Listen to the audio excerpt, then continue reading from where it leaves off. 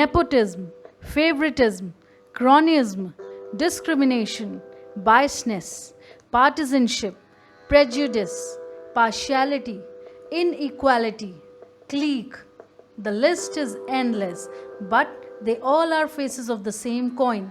They all mean one thing, favoring someone not because he or she is doing a great job, but for reasons outside of the job performance. The bottom line is that favoritism, nepotism, and cronyism all leads to unfair treatment at work.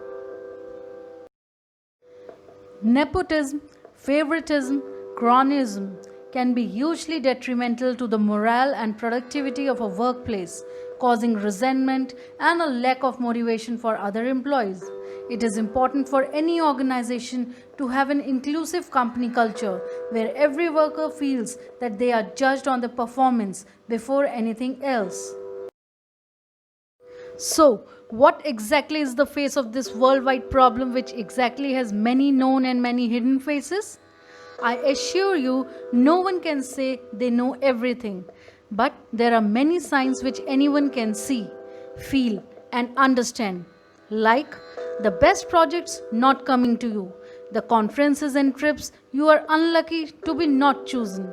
Someone else's advice is a trusted advice and yours not. Someone is given free rein.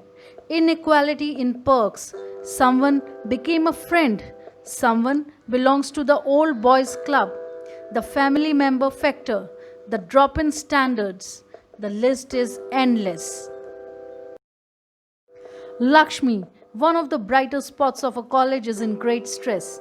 She has been sidelined without any reason. All the besties are going to few handful of coterie around the principal. They deserve or not is itself a big question mark.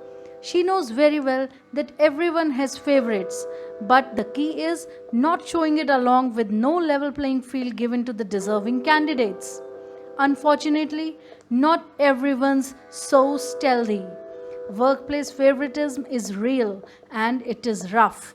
It is taking its toll on Laxmi's personal life. How can you do your job when your boss is buddy-buddy with your cube mate and barely friendly to you? My boss also has favorites, and I'd say neglect is right up there with rejection in terms of feeling low and worthless. Finding yourself in a position where you are not favored, especially if it limits your success at a company or in a position, is bad news for your career. Laxmi decided to take on Chin. She wants to fight this battle of her career. Let's see what she does. Laxmi started behaving like nothing happened to her. She started not complaining to anyone that her boss is playing any favoritism. So never react in such a way that puts you on your boss's bad side. Assumptions can be deadly. While you may believe you are not the favorite, that doesn't necessarily make you the least favorite either. Avoid becoming your boss's least favorite by reacting negatively to your boss's behavior. Laxmi started improving herself what her boss expects. Do your best to deliver and get feedback regularly. Focus on doing good work and improving yourself. Bad boss behaviors are usually noticed by others. Trust that good companies have management systems in place to catch and correct these situations. Laxmi started self-promoting herself. Remember the famous quote? Whatever you gain through self-promotion, you'll have to sustain through self-promotion. Understand the unique role you play in the team and go that extra mile to act professional, thorough, and prompt in all deliveries. Advocate for yourself by requesting meetings, proposing new ideas for the team, and demonstrating respect and appreciation for your boss. Don't allow yourself to get distracted by feelings of neglect, which will only hold you back. Laxmi started taking the control of the situations. She made her ambitions known to her boss using clear, straightforward communication. My intention is to receive a promotion this year. The project other favorite person has been assigned to is the type of work I'd like to be doing. She set herself up to be selected for similar assignments in the near future. Laxmi started emulating her boss. She was reminded by Nora Denzel's famous quote that having a bad boss isn't your fault, staying with one is. Remember that when you were put on a performance improvement plan and felt like your every action was being monitored and judged, you should start emulating your boss's work style as best as possible and act preemptively.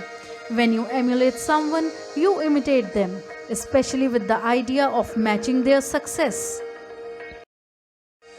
Laxmi started to take control of her mindset. No more preconceived notion about the events taking place. When a boss plays favorites, it usually strikes an emotional chord in us. Emotions cloud our vision, especially in the workplace. Take your emotional blinders off and strategically evaluate the favorite to see if there's anything he or she is doing exceptionally well that you too can implement. No one said a boss cannot have more than one favorite. Laxmi started building the burnt bridges with her boss. She continued her excellent high quality work and started building a relationship with her boss. Work on building a rapport and be confident in your abilities without needing someone else's constant approval. Laxmi at the same time started to look for a mentor. Remember that a mentor is someone who allows you to see the hope inside yourself.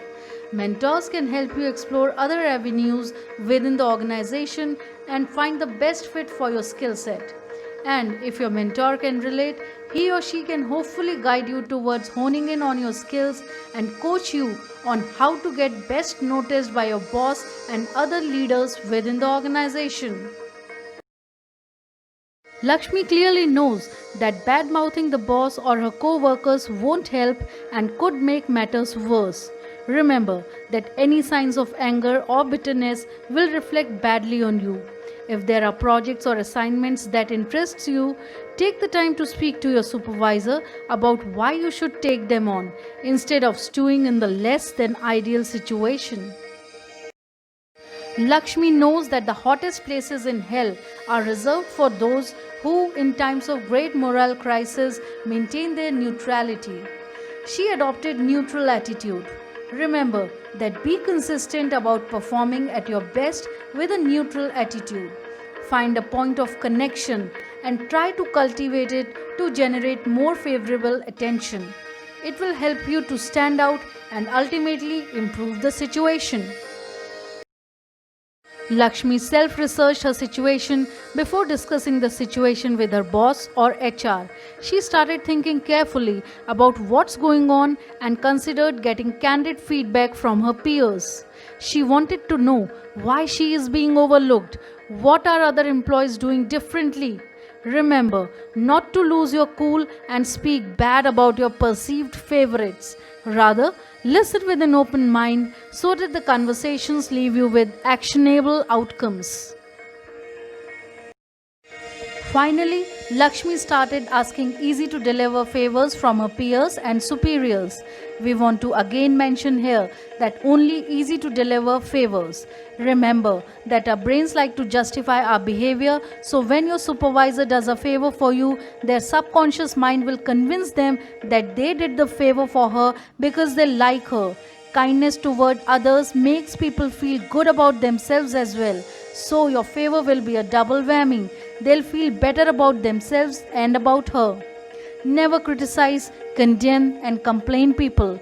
Try to understand them. Try to figure out why they did what they did. That's a lot more profitable and intriguing than criticism.